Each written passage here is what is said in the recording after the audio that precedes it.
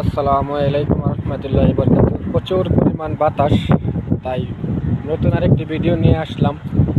কুল্লু নাফসিন যায়িকাতুল মাউত। জন্মগ্রহণ করলেই মৃত্যুর স্বাদ প্রতিটা প্রাণীর গ্রহণ করতে হবে, তাই নিঃশ্বাসের কোনো বিশ্বাস নাই। সময় থাকতে মূল্যবান সময়গুলো ভালো কাজের দিকে লাগান। আশা করি আপনার পরকালের জন্য অনেক ফায়দা হবে।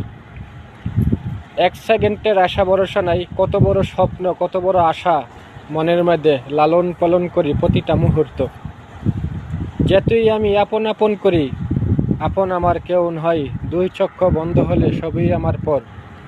তাই সময় থাকতে আল্লাহ রাসূলের আদর্শ মতন জীবনটাকে গঠন করে কিছু সামান গুছিয়ে নেন পরকালের জন্য। এই মূল্যবান সময়গুলো চলে গেলে আর কখনো ফিরে আসবে না। যতটুকু আপনি পরকালের জন্য সামান গুছাইবেন, ততটুকুই আপনার আপন হবে।